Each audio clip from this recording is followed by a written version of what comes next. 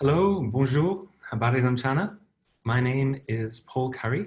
I'm a senior professional officer with ICLEI Africa, working on urban systems. And it is my pleasure to welcome you to our very first webinar of the African City Food Month platform. On behalf of all of our senior managers at ICLEI Africa. Bienvenue à tous. Merci de votre participation.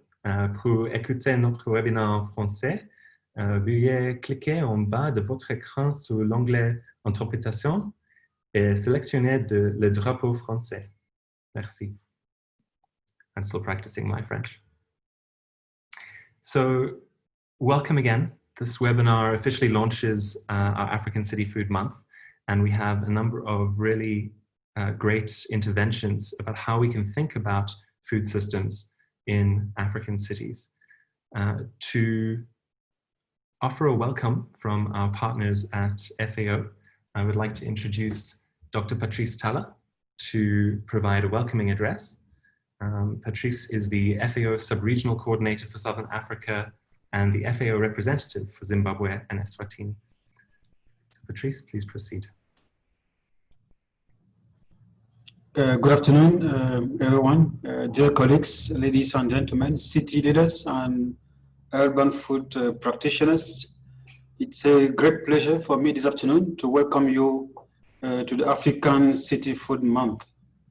So now more than ever, it is important time to rethink and to rediscuss how our food is produced, processed, distributed and consumed, especially in the cities. In FAO, we focus a lot of effort in combating poverty and food insecurity in rural areas. However, we are more and more of understanding and convinced that solutions to these problems are not necessarily rural. So we need to also to put an emphasis on what is happening in the cities. And so as you all know now, we are facing the COVID-19 pandemic. This has really proved to be an important issue. How do we feed the citizens in the urban areas? As we have in many cities, we have been really facing some shortfall in terms of food supplies in the cities. Today, more than 472 million people live in African cities, and it is forecasted that by 2050, more than 20% of the African population will be in urban areas. This is a lot of consumers that every single day decide what they can eat and where to purchase the food. As we speak, there are countries in sub-Saharan Africa that still import food from outside Africa continent and sometimes from Latin America or from Asia, and spending a lot of billions of US dollars each year. And many times this is food that can be produced in their own country. Obviously, most of this imported food is being consumed in urban areas. So you can imagine that if just half of this amount could be invested in agriculture in urban areas, we could really reduce this importation from far. So there are few questions that we need to ask ourselves. How can this be changed for the benefit of our countries? How and what are the mechanisms which can enable an urban consumer to consume food that is local, healthier, sustainable and safe? How best can we think urban consumers and the food producers? And moreover, how can we learn from countries where local food is part of their culture? So through answering these questions, we can enhance the opportunities that exist in cities to improve our African food systems. While these are interesting questions, there is also the opposite side of these opportunities. Most of the people migrate to urban areas to escape the rural poverty. The poverty in African cities is, however, deeply rooted.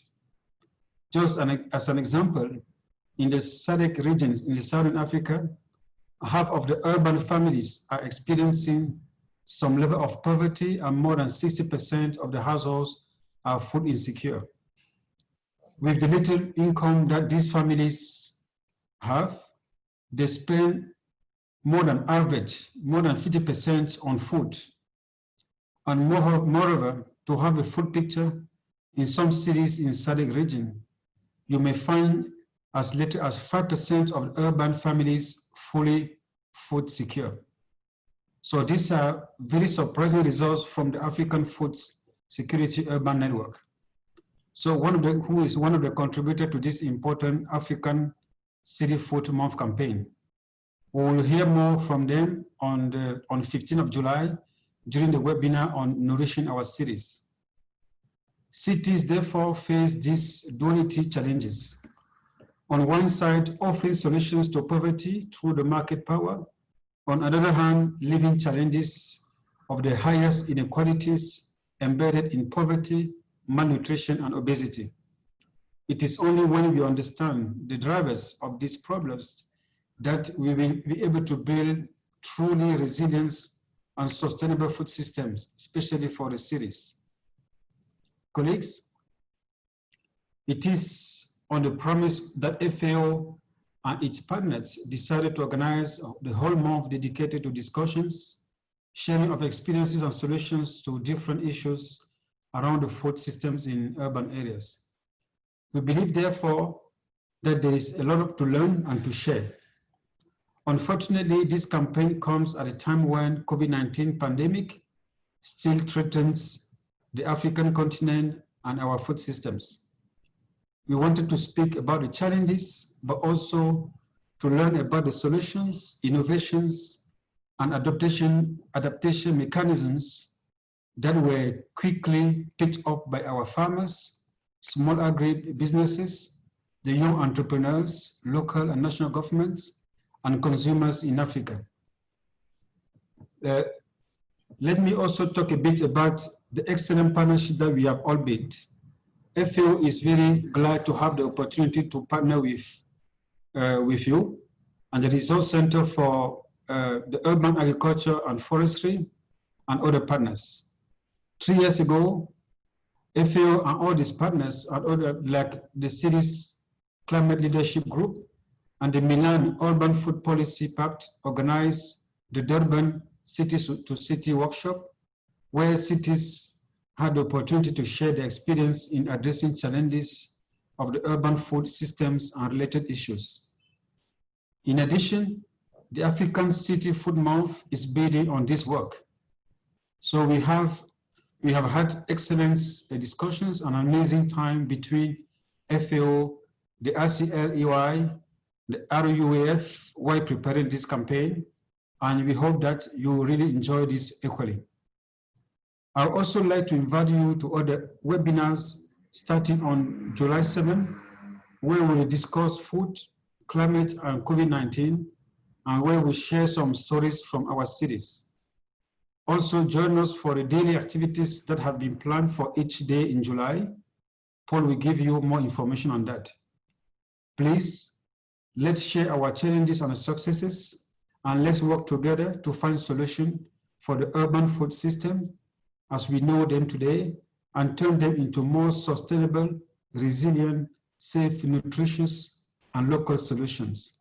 At the same time, I think it is also an opportunity for us to think about how to keep the farmers in the rural areas where they can better produce and better have livelihoods for their own needs, and how to limit the migration to the urban areas where they don't always have appropriate lands and inputs for production. This is also an issue as we are all facing now. How do we do to improve the supply chain from the rural areas to the cities? I wish you a good discussions. Thank you, colleagues.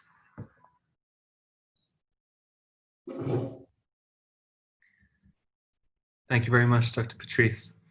We are very excited about our collaborations with FAO, and we will be sharing some resources from some of the eThekwini city-to-city exchange work that we've embarked upon.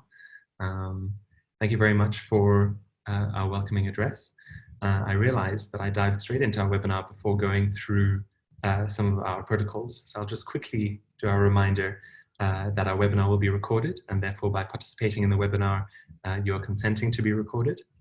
We would like to request that your microphones remain off when not speaking, but welcome you to turn them on and share your video when we're in our discussion part of the webinar.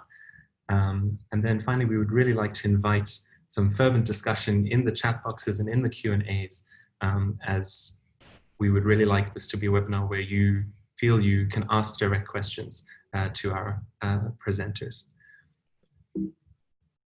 Just to note who's in the room, so to speak, we asked for everyone to share their favorite foods. So we see rice and chicken are quite well represented, fish, vegetables, zambiziana. From a locational perspective, we've got quite great representation from Rome, our FAO colleagues, as well as Johannesburg, Cape Town, Nairobi, Yaoundé, Milano. So we're very excited for the spread and hope that you'll continue to join us throughout. This is just a snapshot based on how people have registered, but we would really appreciate it if in the chats you could share your name, organization, and particularly what is one thing that you would like to see come out of an African City Food Month. It can be a question, it can be methodology. What would you like to see out of this month? So Dr. Patrice has given us an overview of some of the webinars. Here is our month spelled out by themes. We're going to start with a look at food in our cities in the next 3 days. This is an introduction to that as part of the month.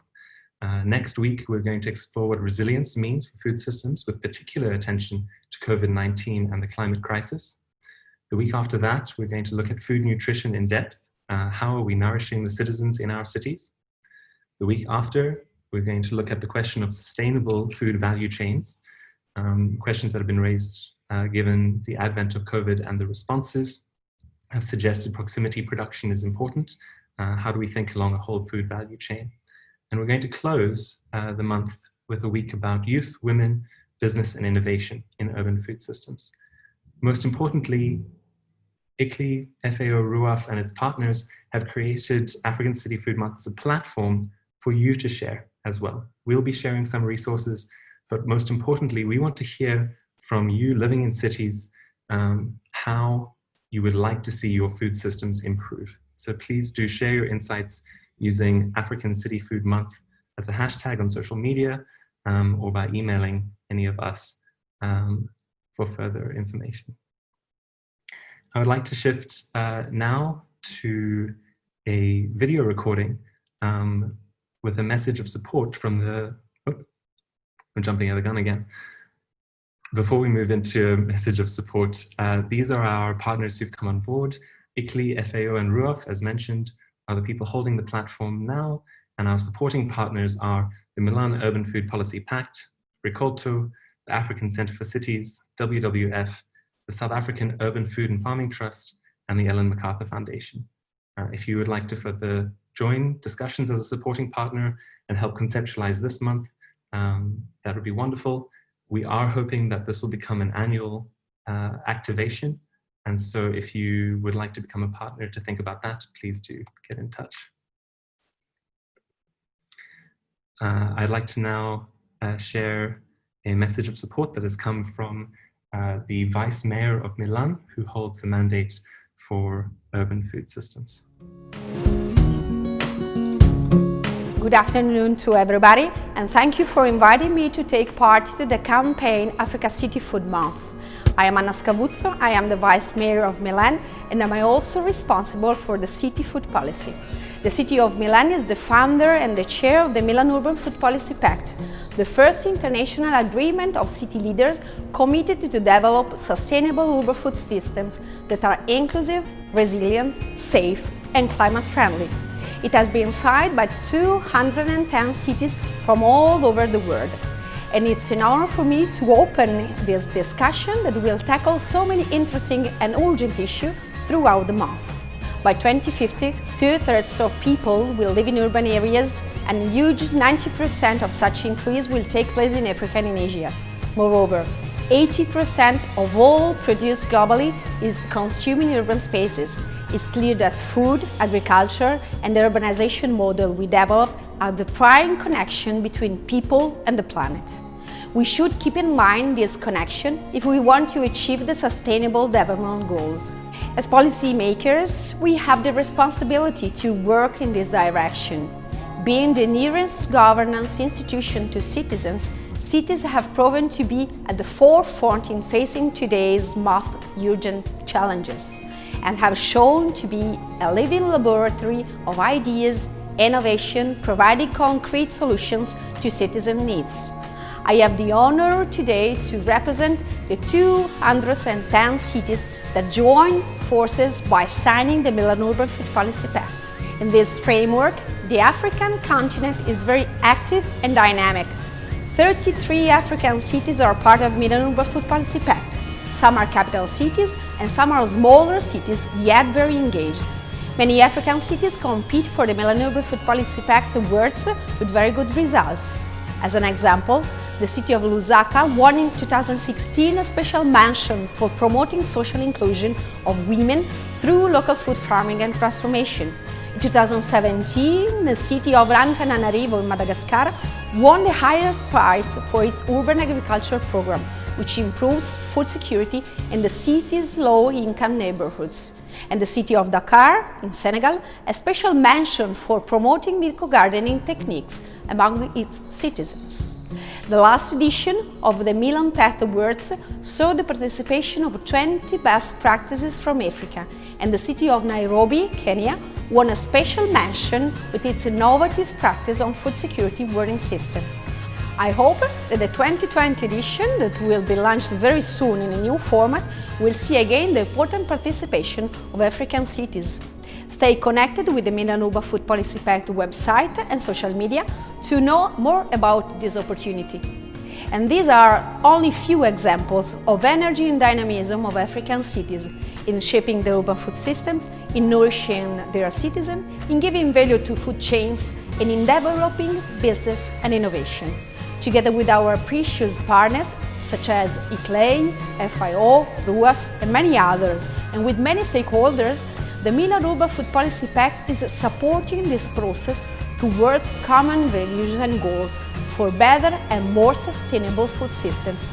I wish you a fruitful work during this campaign, and I look forward to exchange innovative solutions with you all. Thank you very much.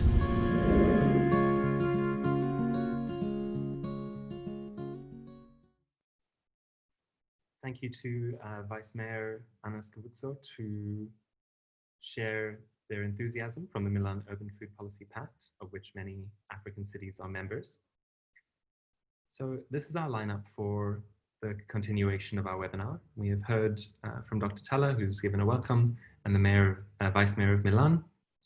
We are now going to dive in to the questions of what we should be thinking about when it comes to urban food systems. To start off, we are going to defer to Dr. Jamie Morrison, Director and Strategic Program Leader of the Food Systems Program in FAO, to give an overview of the principles of the Urban Food Agenda, which was adopted in 2019 and provides some great insight for how we can improve our food systems. We're then going to hand over to Muzi Sukati, who's going to provide insight about how we implement the Urban Food Agenda in Africa. Rebecca Wanjiru is then going to provide some practical examples from following this Urban Food Agenda in Nairobi. We'll then switch tack a teeny bit and look at a specific program called the City Region Food Systems Program, and Dr. Jess Halliday is going to provide insights into the theory behind that and help us with some of the definitions, before William Chilufya is going to give some practice and practical examples of how the City Region Food System approach, as well as governance approach, has been taken on in Lusaka. We're unfortunately not joined by our colleague from the city of Douala, who we were hoping would add to this conversation. However, we do hope to see them in future webinars. So to dive in, we have a video from Dr. Jamie Morrison providing the overview of the Urban Food Agenda. So Dr. Jamie Morrison is the Strategic Program Leader, Food Systems Program at FAO. He's more than 25 years of experience in the provision of research, capacity development, and technical assistance in relation to the impact of trade and economic policy reform on food security during processes of structural transformation. Good morning, good afternoon to all of you. I'm Jamie Morrison, Director of the Food Systems Program at FAO. Before providing a quick overview of FAO's framework for the Urban Food Agenda, I would like to start by thanking colleagues from the FAO Sub-Regional Office for Southern Africa and from ICLE Africa for launching the campaign African City Food Month, which provides an opportunity to raise the voice of cities and local governments, to understand their needs and to explore new local partnerships and innovative experiences for promoting sustainable food systems and improved nutrition in African cities. Today, 55% of the world's population resides in urban areas. By 2050, the urban population is expected to reach 68%, and over 90% of this increase will occur in Africa and Asia.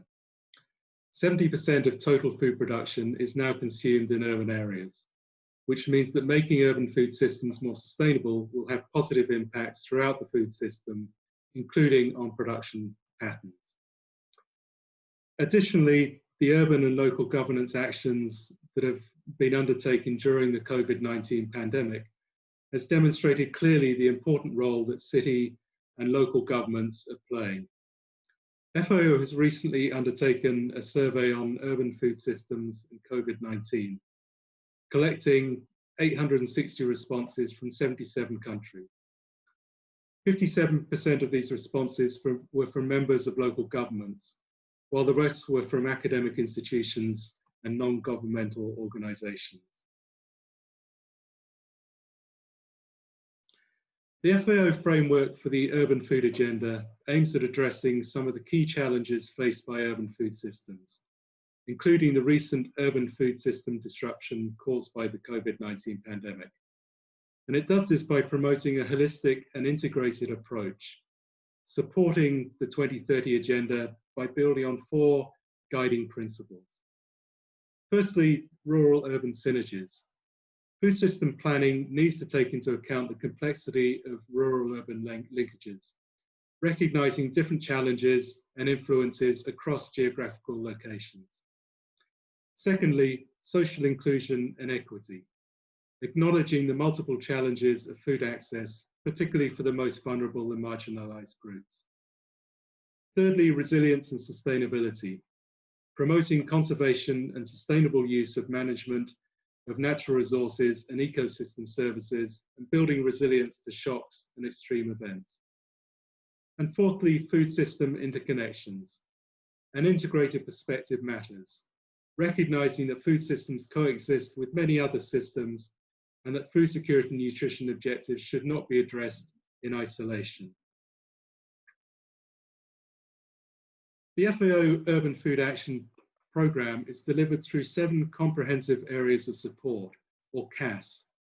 The CAS form an approach in which FAO, with its partners, assist governments to enable coherent policy environments through improved laws, regulations, governance, and planning, both at national level, CAS 1, and local level, CAS 2, by executing actions according to context-specific realities, delivered through example, shorter supply chains and inclusive public food procurement, CAS 3, innovative and sustainable agro-food enterprises, CAS 4, healthy food environments and improved access to green spaces for healthy cities, CAS 5, and through waste reduction and management, including through circular economy, which is represented by CAS 6. And at a third level, expanding. And what we mean here is expanding good practices through the exchange of experiences among cities and improving their capacity for scaling up actions. And this is represented by CAS 7. Under the programme, local stakeholders are prioritising different entry points to start integrating food systems into their policy planning and action. And some examples of entry points in Africa are as follows. Firstly, urban agriculture and short supply chains in Antananarivo, Kigali, Kisumu, Lusaka, Kitwe, and Nairobi. Secondly, food retail environments. For example, looking at markets, food outlets, street food vendors, and essentially what physically surrounds people in terms of where food is purchased and consumed. And this is a focus in Dar es Salaam and Tunis.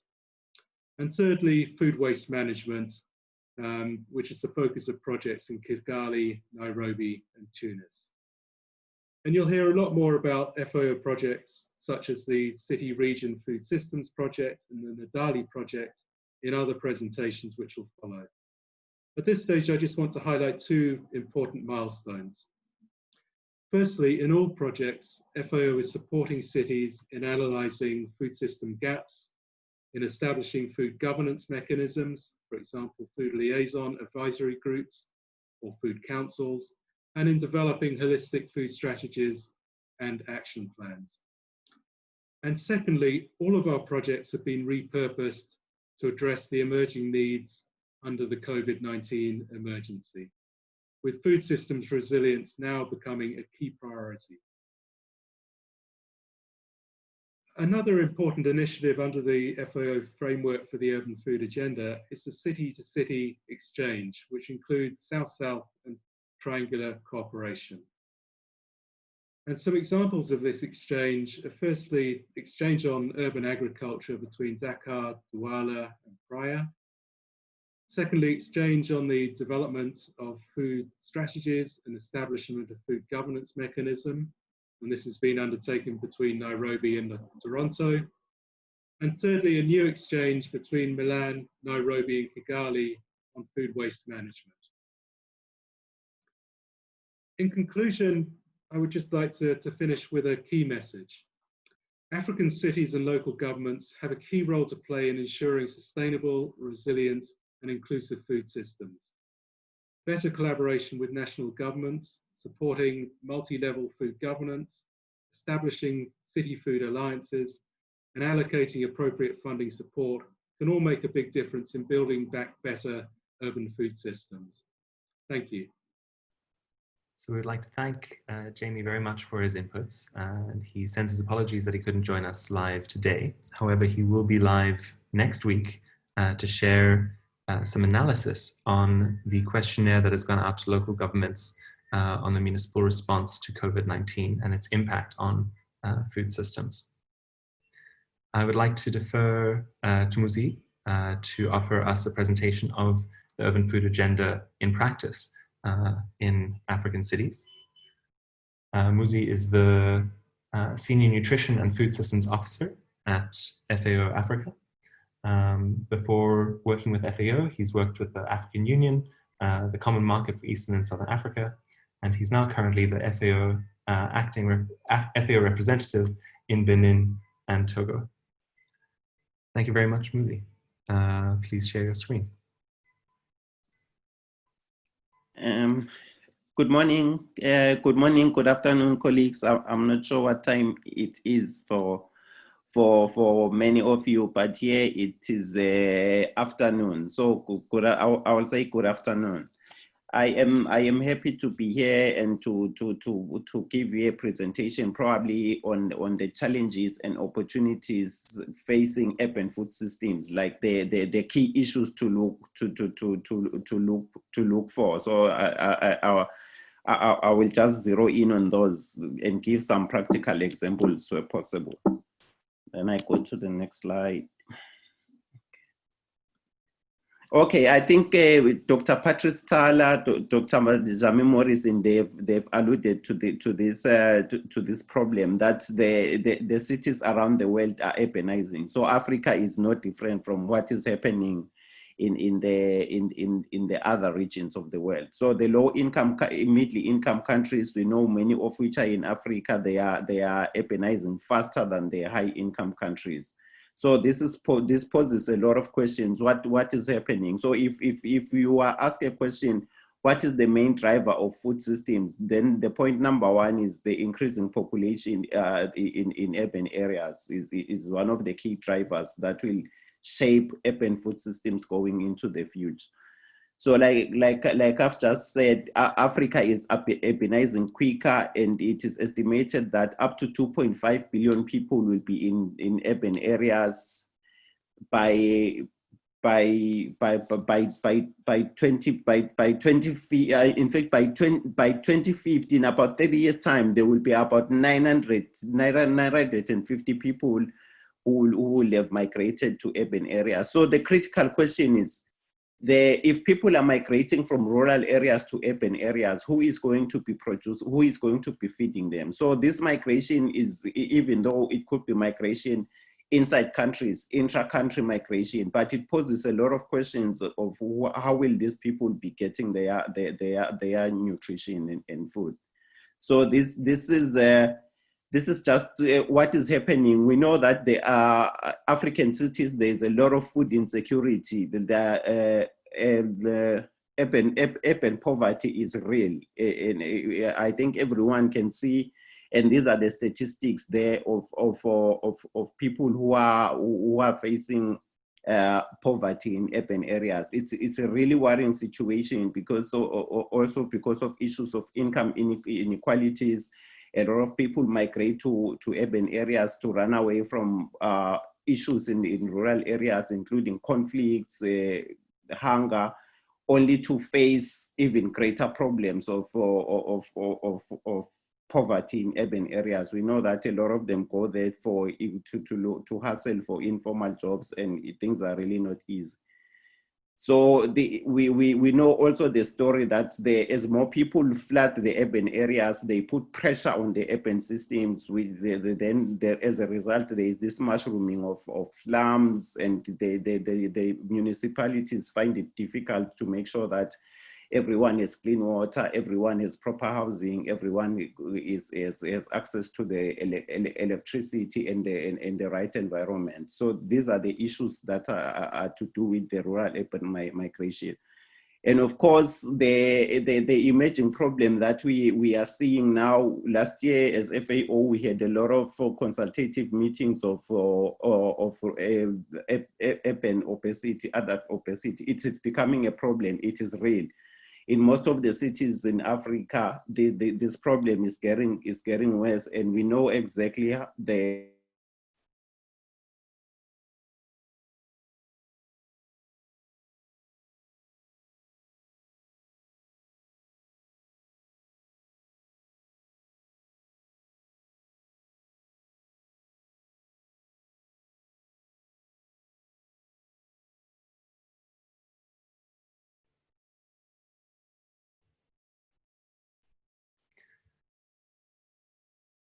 Unfortunately, we seem to have lost the stream. We're going to wait a few minutes to see if it comes on.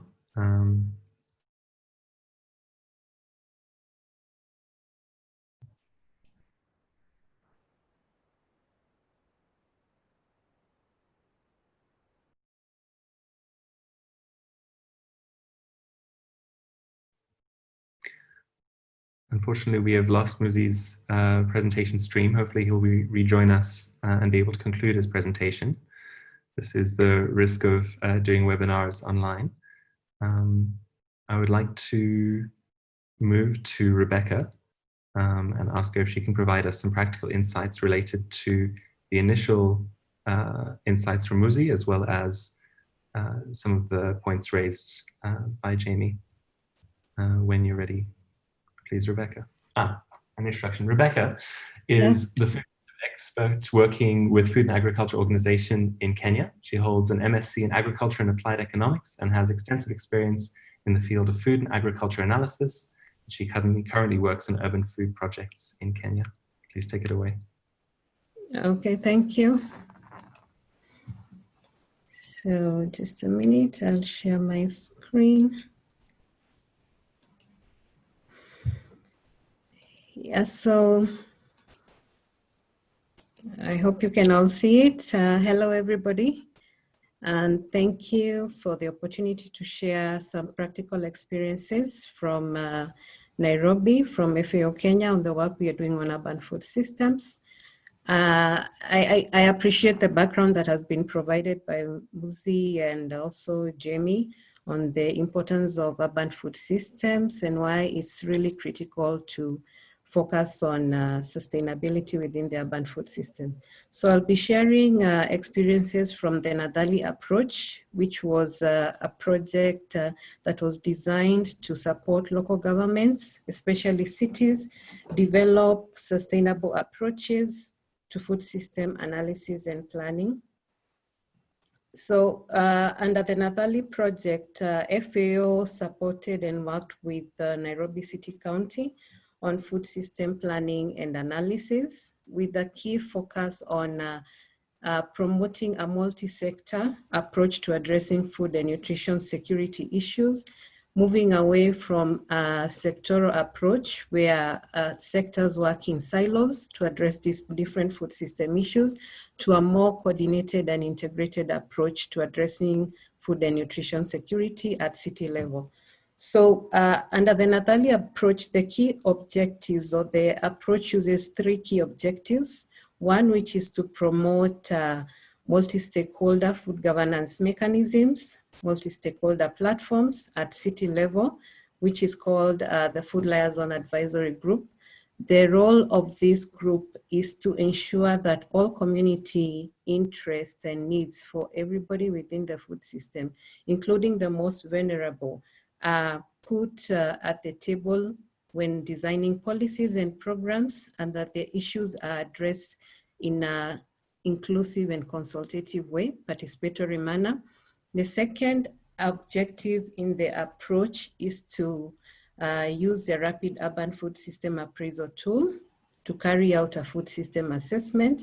The main goal of the assessment is to support cities identify where are their gaps, what are the key hotspots within their food system, who are the main actors, activities, what does the city food shed look like within the city, in the peri-urban area, and also in the rural areas. What does the food environment look like, and what are the key sustainability gaps and opportunities? And finally, following the analysis and multi-stakeholder platforms, governance mechanisms support cities in food system planning at different levels and through the development of food system strategies and actions.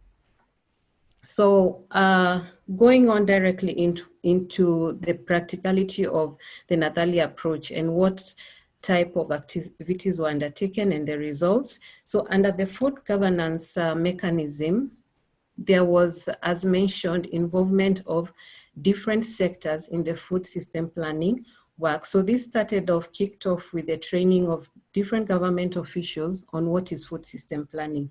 This was really critical to bring the agriculture, trade, health, environment, planning, urban planning, all relevant sectors together to think about what does our food system look like and what do we want to see within our food system. So this later on led to a more multi-sector coordination working group within the county. And so far, I can say that this has resulted in a strengthened cross-sector collaboration at the city of Nairobi. There's a multi-sector working group that exists on food system planning issues. This has been instrumental even last year when Nairobi participated in piloting the Milan Pact Indicator Framework. And this is something that we can say is a milestone, and is something that is contributing to greater coordination within the city in terms of engagement of the different sectors. So also we have seen a shift in terms of the focus not only on urban agriculture as a way to food security, but more focus on food issues and food system issues. So the Department of Agriculture was also renamed the Food, Agriculture and Forestry sector, emphasizing the centrality of food and the focus beyond production, looking at distribution and other issues. And another interesting thing is that following this capacity building under the Nadali approach, a food system unit was created at the city, which has a dedicated officer who heads coordination of different food system related work. So another insight I would like to share from the Natali approach is the food system assessment.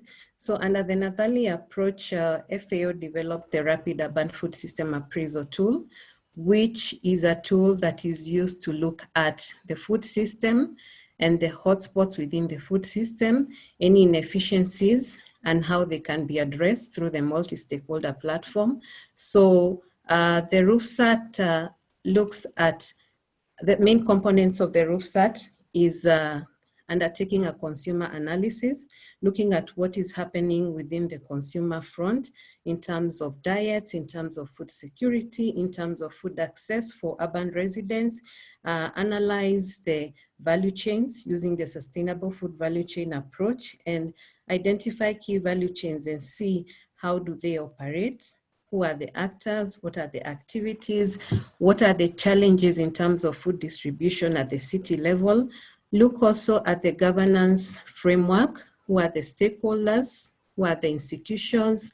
What is their contribution to the food system? And how can coordination be improved? Another thing that RUSAT looks at is the policy analysis.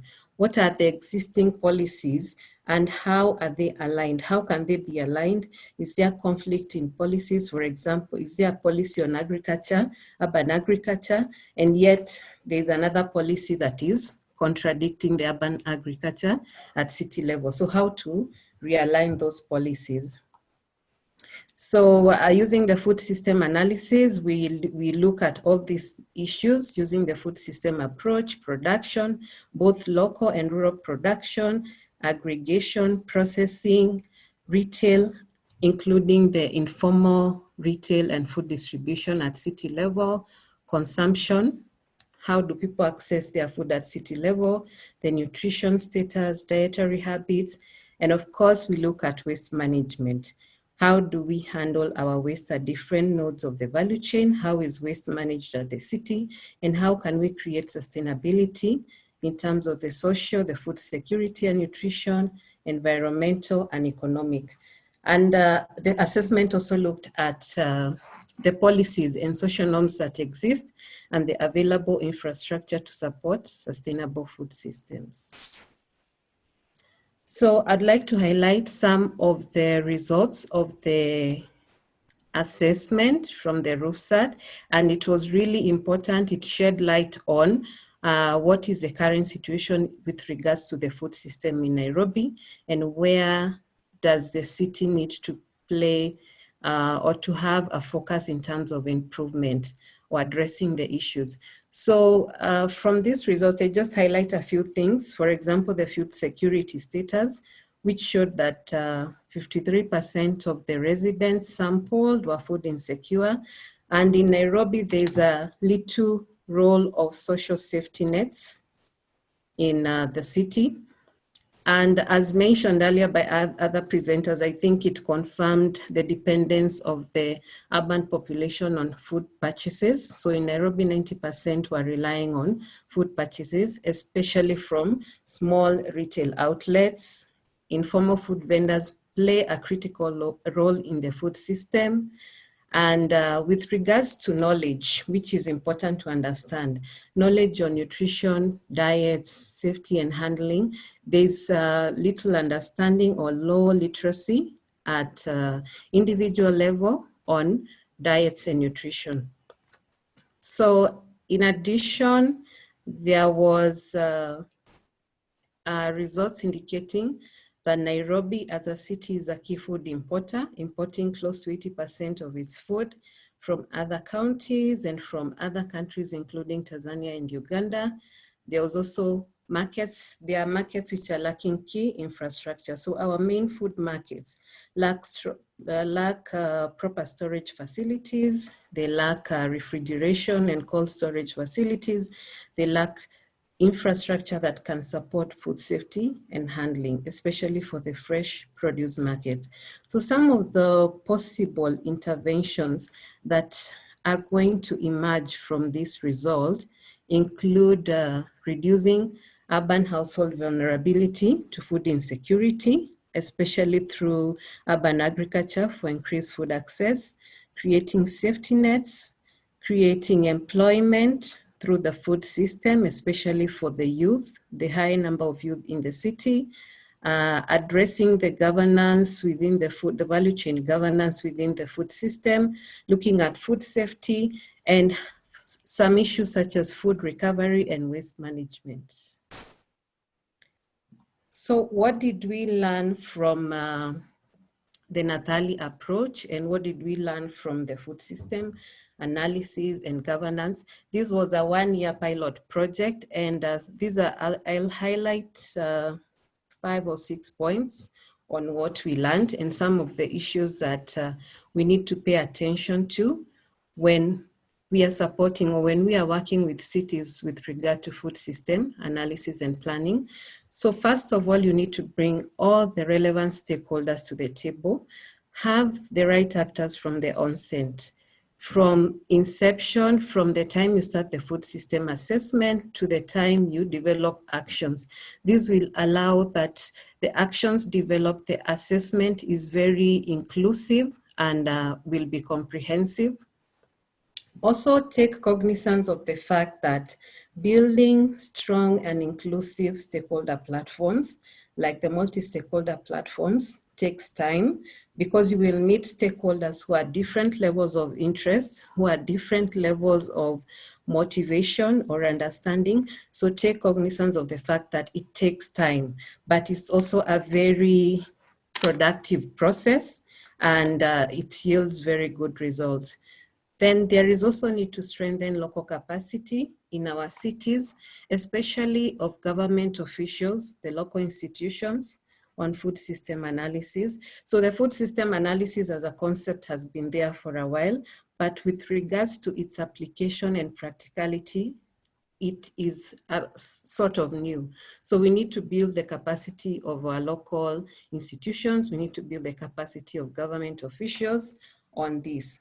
Then also create linkages between the governance mechanism, the multi-stakeholder engagement, and the food system assessment.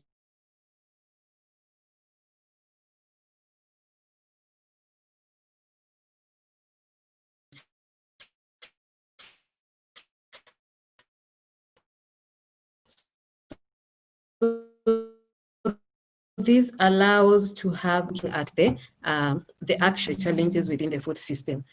And also to mention that at FAO we promote the city-to-city exchange and strengthen partnership with institutions, communities for better comprehensive actions to address food system challenges. So in terms of where we are with regards to our work in food systems in Nairobi. So we are currently following the end of the Nathali project. We are currently scaling up the work, building stronger partnerships, strengthening the multi-stakeholder platforms, but also focusing on integration and rural-urban linkages, because you realize the urban food system, for example, of Nairobi is very dependent on the rural food system. So we are working to support the counties or the city in strengthening the urban-rural linkages under governance. And we are also working with to promote urban agriculture through microgardens. This is especially to respond to the current COVID-19 situation, which has affected food access for the most vulnerable within the city. We are supporting the city in, the city has been developing a food system strategy, and they are finalizing the strategy by completing an implementation plan and start implementing actions to address challenges that were highlighted in the analysis. So as I mentioned in the lessons learned, we are also working to build capacity on food system planning at local level. This is very important, and it will be helpful in ensuring there's a sustainable approach to food system planning at local level. Also, in light of the COVID-19 pandemic, we will be working with micro and small enterprises within the city to support them in terms of remaining afloat and contributing to sustainable food system. So, and as finally, we are also working and promoting the peer-to-peer learning. Currently, we have an exchange between Nairobi and Milan on food waste management, and this will be very important. It will be critical to support the city on how the waste can be managed, whether there are opportunities for food recovery, and it's being done through also a multi-sector approach within the city government. So we are working to ensure that food systems are sustainable, and beyond Nairobi, we are also involving a secondary cities such as Kisumu, which are also facing the same challenges faced by key urban areas or major urban areas. Yeah. Thank you for listening. Thank you so much, Rebecca, for some great detail of the Nadali project. And I see some questions have come in, which we can refer to a bit later. Muzi apologizes he had an electricity cut, which just shows quite a great example of how interconnected food, energy, water, and other sectors are. So we're going to return to him just for him to briefly close on his presentation, and then we'll proceed on. Thanks very much, Rebecca.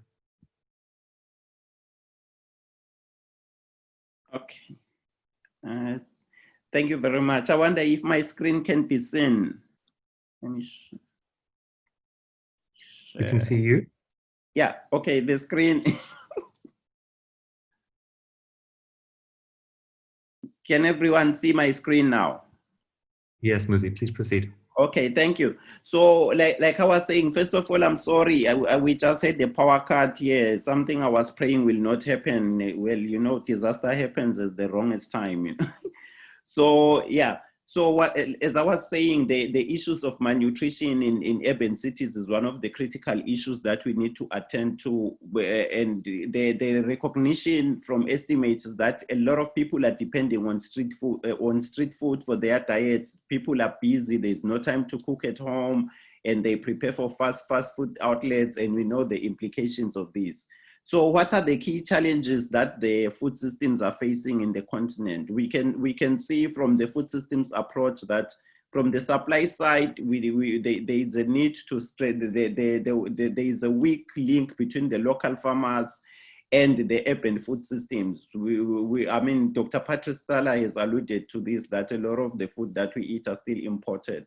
And we know very well, we've seen farmers, having difficulties finding markets, high levels of food loss and waste, especially from small farmers. So those conduits needs to be opened. The economic issues, high food prices in a situation of increasing poverty in rural areas. This is a reality. And then the food quality and food standards are still issues of concern. And of course, the environmental pollution. I think for me, this is, as I move around the African cities, this is critical. The pollution that is being produced by the food packages is just a worry. It's just worrying. And then from the consumers, I've already said that consumers, a lot of them are busy. There's no time to cook at home. People are moving around, trying to make ends meet, and they end up opting for low quality food. And then, of course, the consumer choices and diets become critical as well here. So the next slide. So what are the opportunities there? The opportunities are to come up with the short supply chains. I think some speakers before me has said this, you know, linking the local farmers to the local urban areas. And of course, we know very well that a lot of these urban areas we have here in Africa do not allow for urban agriculture. There's an opportunity there. And then it is hopeful that the local food production will decrease the price. You know, short value chains result in end commodities that are cheaper than long value chains. And then, of course, if the food is produced locally, it is more likely it will respond to the consumer taste and preferences, especially in terms of culture and choices. And then, so I have said this, I can move to another one. Other noted opportunities. This slide is just shows the profile of street vendors in Dar es Salaam. We can see that 89% of them are female, and only 11% of them are male. So it is basically a female-dominated industry. It's the same here in this is Dar es Salaam. The previous was Accra. It's the same in Dar es Salaam, 86.9%. So I would like to say that I like to observe that Africa really is the same. So if you go to most of the cities and do such a survey like we did in Dar es Salaam and Accra, I believe the results will just fit this kind of profile, many women than men in the industry. So it's an opportunity to grow the industry. A lot of the food vendors, they are low. They have very low turnover. Their business is not growing as much. So this is an opportunity to grow the business, to empower women, and of course, a lot of the businesses do not have business operation plans. They don't have business operation permits. So they are operating informally. Close to 60% of them are operating informally. So what is the reason for this? We can see that up to 65% do not pay taxes, for example, here in Accra. So these are opportunities to formalize them, to bring into the table the municipalities to go easy on the taxes and make sure that they are formalized, they have the right structure, and they are responding to food safety issues. So these are the critical things, probably, hopefully, to tie everything that has been said. And sorry about the power cuts. I'm really sorry. Thank you.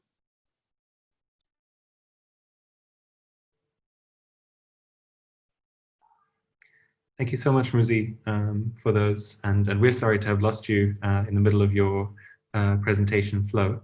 But we'll return to some of the great endpoints of opportunities for improving economic, environmental, and social aspects of food systems. I'd like to introduce Jess Halliday to present some of the principles of the city region food system.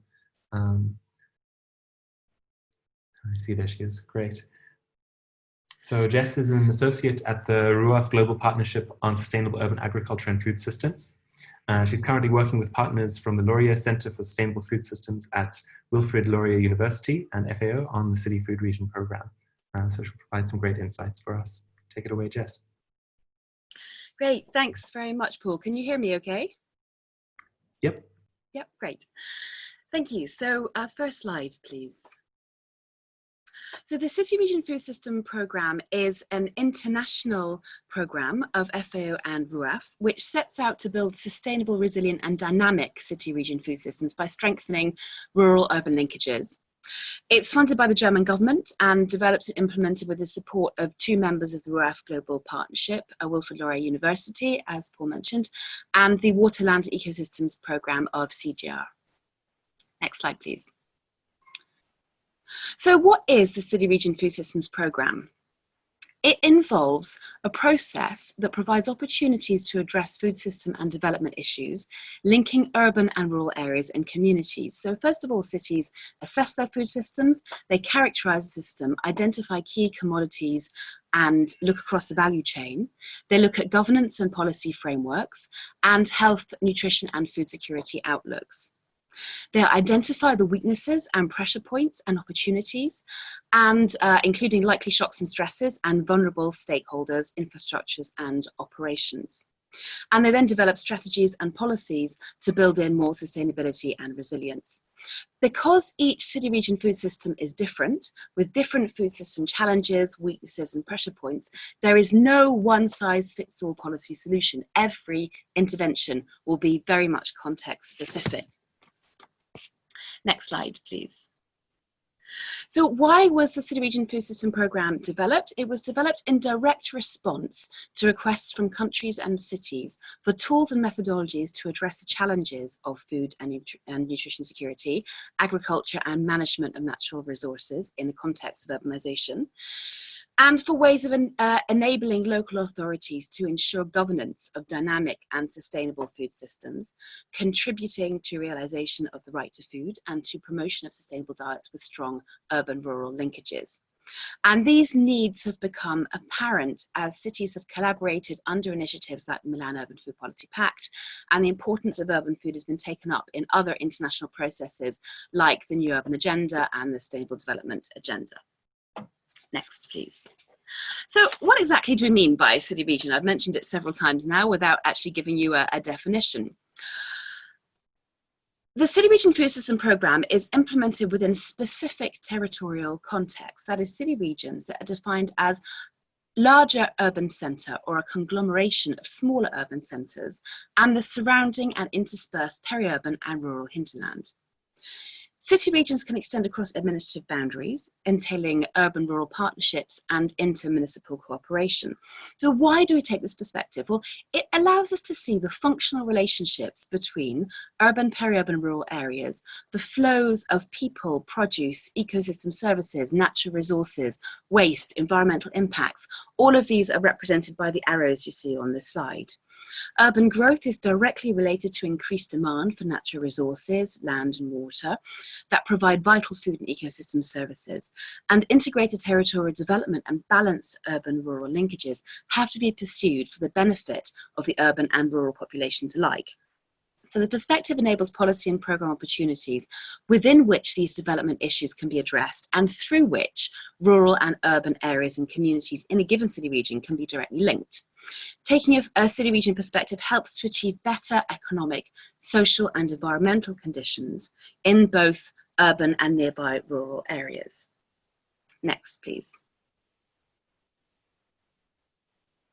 So what is a city region food system then?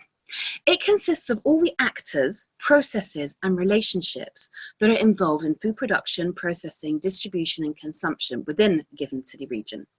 This slide is a useful representation of the different elements of the city region food system. The outer circle shows, the inner circle shows these value chain nodes, whereas the outer circle shows the related components of environmental and ecosystem services, livelihoods, economic development, food security, nutrition, and social inclusion and equity. Now, these components both condition the actors and the processes and relationships at each of the value chain nodes, and they're also affected by them. Next, please. So if we're talking about a resilient and sustainable city region food system, we're talking about a food system that promotes increased access to sufficient, nutritious, safe and affordable food for both rural and urban residents, that supports local food cultures and a sense of identity, that supports fair, decent jobs across value chains and other sectors in rural, peri-urban, urban areas, that promotes better economic, social, environmental conditions in urban and nearby rural areas, and increased resilience to shocks, including climate shocks and stresses, and reduced dependence on distant supply sources. Next, please. It also promotes integrated rural-urban linkages, connected food, nutrient and resource flows, strengthens social relations between consumers and producers, and inclusivity, ecosystem and natural resource management, agroecological diversity, protected urban ecology ecosystems, reduced ecological footprint. And it also promotes and very much rests upon participatory governance, appropriate food policy and regulations in the context of urban and territorial planning, transparency and ownership across food supply chains. So all of this is what the city region food system sets out to do.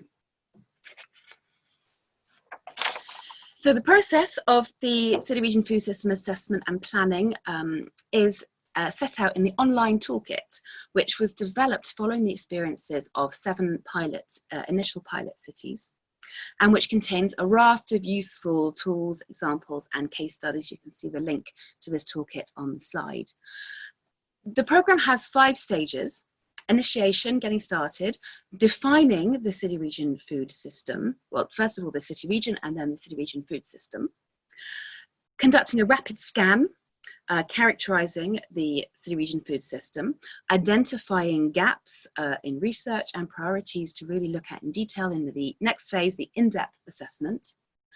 And then once key issues and priorities to resolve have been identified, policy support and planning. Throughout all of this process, visioning of the food system that you really want to achieve and governance, multi-stakeholder planning and participation are continuous activities throughout, and they're underscored by participatory multi-stakeholder processes at every stage. So far, the program has been implemented, as I said, in 7 pilot cities in 6 countries since 2014, broadly looking at sustainability and resilience.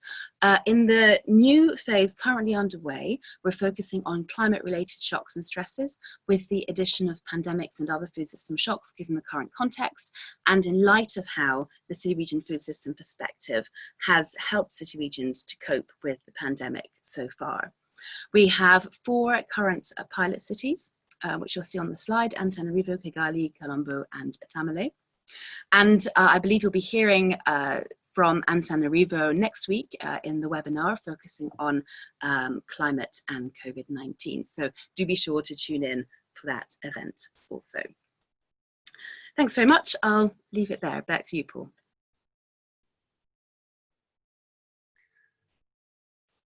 Thank you very much, Jess, for an excellent overview. I think what's very compelling about the city region food system approach is that it draws direct attention to the embeddedness of so many different sectors, the role of multi-level governance and cross-sector governance, and it spatializes it. And I think in our engagements with food, that's been quite useful. We'd like to turn to William Chilufya from IVOS to reflect on some of the actions taken in Lusaka related to city region food systems and beyond. So as a way of introduction, William Chilufya is the IVOS Southern Africa Regional Advocacy Manager for Sustainable Diets. He leads the policy advocacy and campaign on safe, nutritious, environmentally friendly, accessible and healthy food. And he's actively participated in the formation of the Chongwe Food Change Lab and the Zambia Food Change Lab, bringing together the relevant stakeholders to develop the food map in both Chongwe and Lusaka. So over to you, William.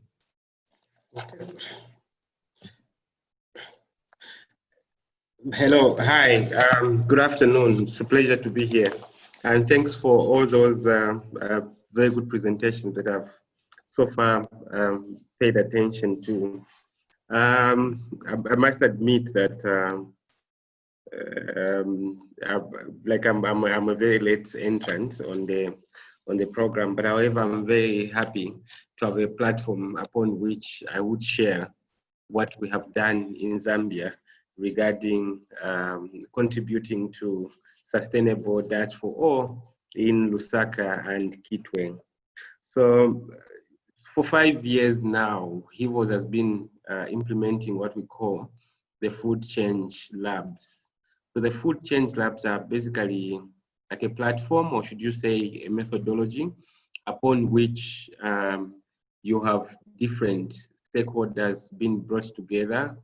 And these different stakeholders would be the private sector, government, civil society, the actual farmers. So it doesn't matter where they're coming from, they're in the cities or they're in the rural areas, but the ones that, for example, the Chongwe Food Change Lab that we were implementing had to do more of people that lived in Chongwe town, as well as those that were in the rural areas. But for Lusaka, it was like Lusaka urban. So in all this, what we were doing was to simply trying to understand, to say, why is it that our food system is always failing? It's not providing health, but rather it's providing diseases. So for some of you that might not be aware, Zambia, we are talking about 35% of our children under the age of 5 stunted. The problem is common in rural areas, but then also in cities, it's coming up. There's another huge problem that is coming up, which is called obesity, overweight and obesity. But also the households in urban areas present a different dynamic where you find that there's an obese parent in one household, and there's also a stunted child in that same household. So that's some of the dynamics that we've been getting. So in the food change lab, the methodology I talked about, we have been doing, for example, mapping, trying to understand what kind of problems. And then after that, we've been having what we call prototype. Prototype, these are like initiatives or innovations that different institutions, different individuals would come together and say, we have this problem. For example, one of the initiatives that came out of our food change lab prototype is the issue of informal markets work. So after what we call the sensing visit to the markets, realize that, you know, markets could do better in terms of providing healthy foods. And they could also do better in terms of the environment where they're working from, and also just their welfare.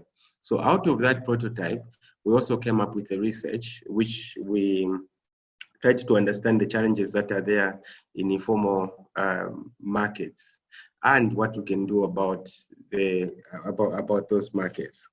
And this gave birth to our next level of work from the Food Change Lab, and which we call now the Food Policy Council, where we started working closely with the Lusaka City Council with the aim of trying to also further on, you know, trying to address some of these key challenges that we've observed in the city regarding food. So the process had to take, first of all, like understanding also the consumption survey. We had to do a consumption survey with our partner, which is called the Consumer Unit Trust. Then the Consumer Unit Trust with HIVOS and the City Council, we were all thrilled as HIVOS and Consumer Unit Trust, especially when you looked at the response from the council, where the council were willing to actually formally partner with us to sign an MOU, a memorandum of understanding, that the council was now going to prioritize sustainable diets and that we're going to join the campaigns around promoting diverse foods for the people of Lusaka city. So which was really encouraging, and this is where we are now. So after that signing of the memorandum of understanding, we moved on to coming up with the Food Policy Council. So this Food Policy Council is made up of different stakeholders who have a big stake in terms of the food system. And this includes the marketeers themselves, the consumers, the private sector, the major stores in Lusaka, and the civil society, both local and international organizations. So they have all come together to try and say, okay, what can we do practically around the problems that we're encountering in the food system? I had a colleague from, was presenting a presentation that was looking at Tanzania, said Africa is all the same, we're the same. And truly, the problems that I was hearing that have been highlighted, they're almost the same, So these are the same problems that we're experiencing in Zambia. So what we have done now, we first of all discussed with the council the issue of coming up with a food policy. But later on we realized, and upon the council's guidance, they said, a food policy would actually take too long, because they're also looking at the life of a project, which is a Sustainable Diets for All project, which is like ending this year. And then we needed to ensure that most of these processes are concluded. So what the council said was that what is really practical and what they supported, even if the project was not ending, was the issue of coming up with a food initiative. So it's basically the same. It's going to look at what are the problems and how should we address, and also look at how are we going to go about implementing responses to these problems that we're having. Also through the same food initiative with the COVID that we had during the introduction, presenting another dynamic, we've come together under the food initiative to try and do some, first of all, research around how are the informal markets being affected by COVID-19. And we're looking at the marketeers around Soweto, those that are inside Soweto market and those that are outside. And we're looking at 60-40 in terms of ratios between women and men, so that we could understand and try to see how we can help the council and ourselves to better respond to the COVID-19, and also just to see how food safety issues are being taken care of. Yeah, and apart from that, we're also doing that research, mainly encouraged by the government's announcement of a COVID fund, which even the informal workers are actually entitled to, or informal businesses are entitled to. But then there's been a challenge of rollout. So how do these informal workers take part, and when most of their businesses are really informal? So we're hoping that through the study, we'll find a way of getting to talk to the government so that the informal economy, informal markets are also given an opportunity to participate. So that's what we have been up to as HIVOS around food in the cities in Lusaka, working closely with both Lusaka and Kitwe. But maybe I've talked so much about Lusaka. In 2 minutes, we'll talk about Kitwe. Even in Kitwe, we have a local organization there called Alliance for Zambia Informal Economy Association, also working in the city of Kitwe. What they're doing is also trying to see if they can create understanding among all stakeholders that are involved in the food system in Kitwe. And themselves, what they have done is that they have come up with the Food Policy Council, but they're calling it Kitwe Food Network. So it's also made of the Copperbelt University, the City Council, and other stakeholders around. They're also trying to do that. One thing that they have achieved so far is to have a memorandum of understanding around trading system. So the transporters, the marketers themselves that are selling, the middlemen and everyone else, they've come to an agreement so that each one could have a win-win situation. I think from our study, it was too much of the farmers, the owner of these products, losing out. Thanks, Paul, for this opportunity.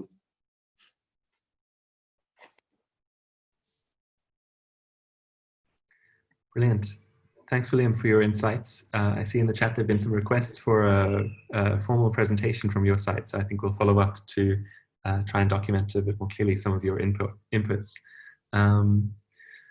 I would like to invite our panelists to turn on their videos, and I'd like to invite our attendees to raise their hands, and perhaps we can do some formal questions.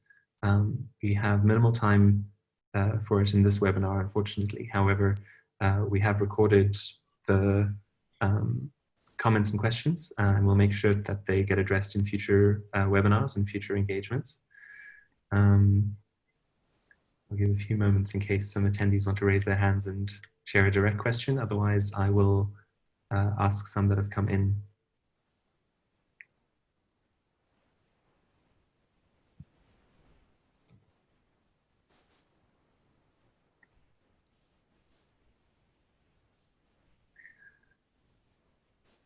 Okay, diving into some of the questions that have already been asked.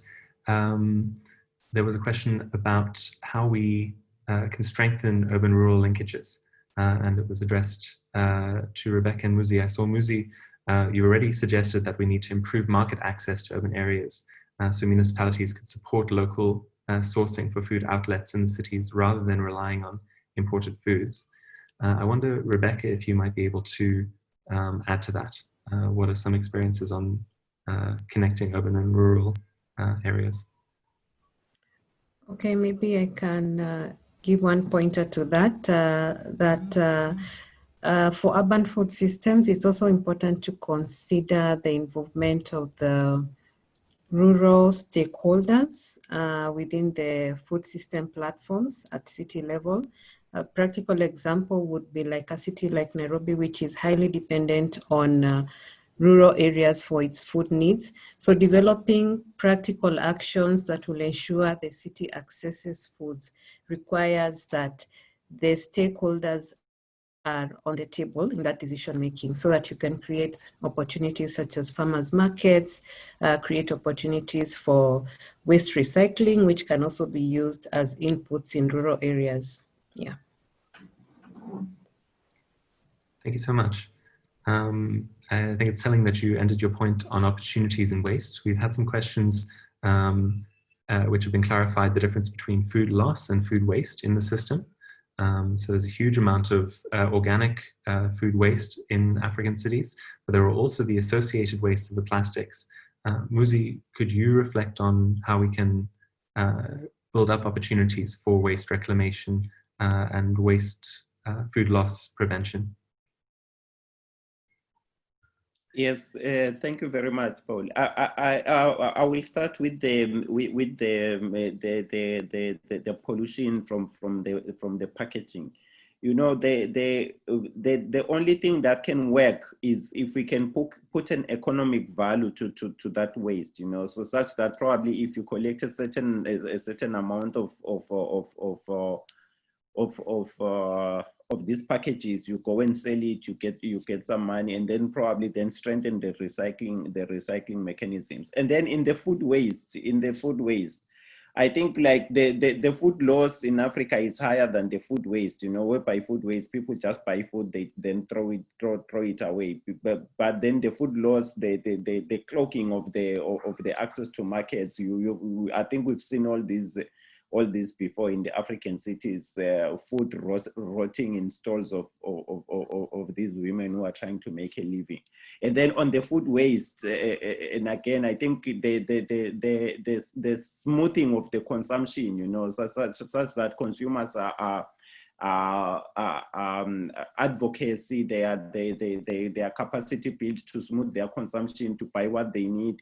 And of course, we know that another contributor to the food waste is a lot of people do not have refrigeration, so they just buy and eat for that day, you know. So these are all the factors that needs to be looked into. Thank you. Thanks for the inputs. Yeah, I mean, again, the interconnectedness of your electricity infrastructure and the infrastructures which support the transfer of food through cities and transport. We had a comment on, I think, the overall framing of African City Food Month, saying that governance might not be well represented. And I think when we designed the program, we had a notion that we were going to focus quite specifically on themes such as nutrition, value chains, innovation, and business, with the notion that governance will be present as an underlying theme throughout the discussions, particularly with our sense of what is the role of local government. I wonder if Jess might give some perspectives from a city region food system approach on how you embed participatory governance as a key approach, and what potentially is the role of local government in that. Yeah, absolutely. Well, as I mentioned in my presentation, we very much focus on multi-stakeholder participation.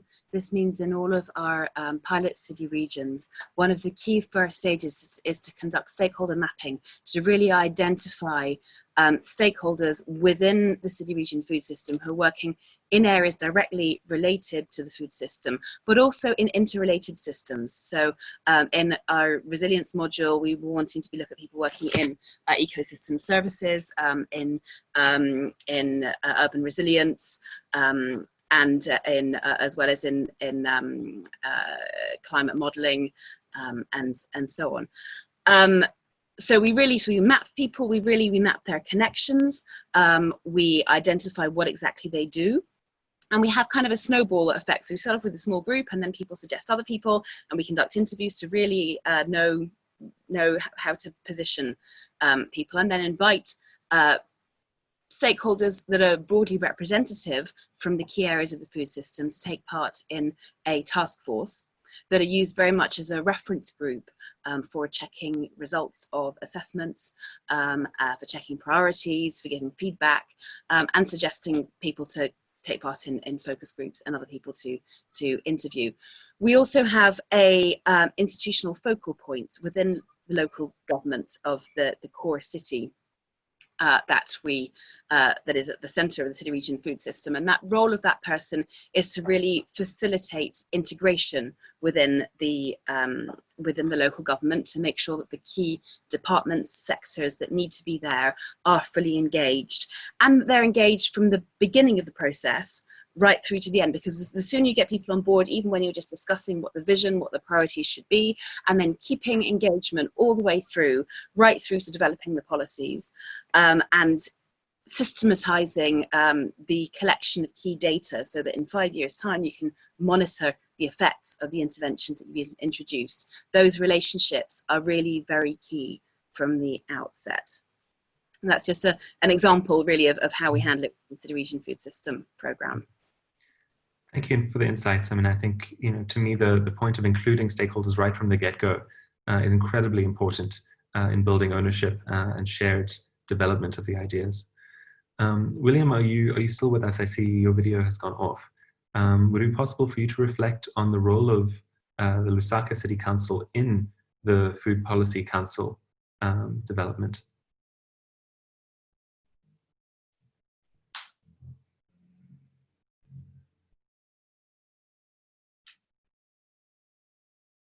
Sorry, William, you're on mute and video is off.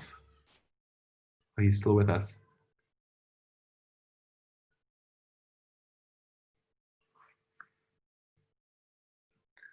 Okay, I think we've unfortunately lost William. Thank you very much for amazing presentations. As you'll see in the chat, people, I think, are hungry for a bit more engagement. What we're going to do is share an email to attendees offering to sign up for further engagement, because we don't want to share people's emails without their consent. And if you would choose to be part of those engagements, please do sign up for that. Before I hand over to Patrice to offer some closing reflections, we'd just like to share what's coming up. We are partnering with the South African Urban Food and Farming Trust for African City Food Month, and they are sharing a great program on the Cape Town food dialogues, and they've assured me that these will have very resonant themes across the continent. As Muzi has said, we share many food profiles in cities across the continent, and so the food dialogues are open to anyone who would like to participate there. Next slide, please. As part of the themes for African City Food Month, these are our upcoming webinars. Next week, Tuesday, July 7th, we are going to look at food, climate, and COVID-19 stories from our cities, where we'll hear more directly from local government actors about what their plans for shaping resilient food systems were and how those have been improved, challenged, and affected by the response to the COVID-19 pandemic. The week after, we'll go into nourishing our cities. How do we improve food nutrition in urban spaces? Many of our presenters have spoken about stunting, about obesity as rising challenges. The week after, we're going to have a look at value chains from a circular perspective, led by the Ellen MacArthur Foundation. The week after that, how to improve local food systems through youth and women-led small business. And we're going to have a closing webinar on the 31st of July with some visions of future food systems and some reflections of the overall month. Thank you very much for participating. I'm going to hand over to Patrice for some closing reflections on today's topic as well as the month. Good. Thank you, Paul, for giving me this opportunity again. I really want to thank all colleagues here for their presentations and all the insights of the reflection of what they shared before the afternoon. And what I would say is that, in fact, this really shows how complex is the issue of food for cities, and how do we do to nourish the cities' populations now, but especially in the coming years. And what we can say from what was presented by the colleagues, we can say that this is really a multi-sectoral issue, and we need to take it really with an integrated approach, because when we talk about food in the cities, we don't only talk about the crops, fruit and vegetables, but we also need to see in the areas of fishing, because in many cities, Now we see in some cities like in Madagascar where we have joint activities of food production and also with fishing, what you call where the farmers are growing fish in the same area where they are growing like rice. So we need really to think how we can have this multi-sectoral approach in terms of food production in the cities. At the same time, as Paul said, we also need to look at this, how do we involve the number of institutions in the cities, not only the councils, but also the private sector who can really contribute in food production in the cities. But we also know that like more than 90% of food producers in the cities are mostly those coming from the urban areas through migration, because usually when they arrive in the cities, their first settlement is always in the periphery of the cities where they can access to land, and that is usually where they start producing. So the focus here is to see how do we provide support to these small farmers in the periphery of the cities, but also inside the cities in some countries. So we need to see what can we do with the urban councils in this, and this also needs to be taken into account in the urban planning. How do we support the councils to integrate food production when they are planning, when they're discussing about the urban planning? This also involves issues of transportation, because you need to get the food from the farmers to the market, and also how do we organize the markets within the cities, just to make sure that all the different areas around the cities, people can really have access to the food. Not mentioning also the issue of food prices, because food produced in the cities are not always cheap. So it's so important to see how can we make sure the food produced in the cities can be affordable to the most vulnerable population. And this also is linked to the issue of nutrition that was Muzi was mentioning. You see that in most of the cities in Africa today, people are really facing issues of obesity, and the obesity is really linked to the way people eat and how people eat and what they eat. And so this is really some of the questions that we need to look at, not to see only on food production, but also to look at the diversity of what is produced in the cities, access to the food by the population, because unfortunately in most of our cities we are seeing more and more what I would say food all these I won't say junk food, but most of the population going to the restaurant where they don't really have access to healthy food. So it's really an issue for us, and then so I think that the food for city is going to be more and more an issue for our organizations, and I think that the partnership we are establishing here and all the discussions that will be presented during this month can really help us to see how we can move this and how we can integrate it in our different programs. I'll really stop here, and by thanking you all for your contribution for discussion this afternoon, which for us I think is just a start, and let's really reinforce and continue strengthening our partnership for the interests of the urban population, but also for the rural population, because I said most of those who produce food in the cities are people come from the rural areas. Thank you again, and talk to you soon. Thank you. Thank you, Dr. Patrice. From ICLEI Africa and on behalf of all partners for the African City Food Month platform, thank you very much for participating, and we look forward to seeing you in further engagements.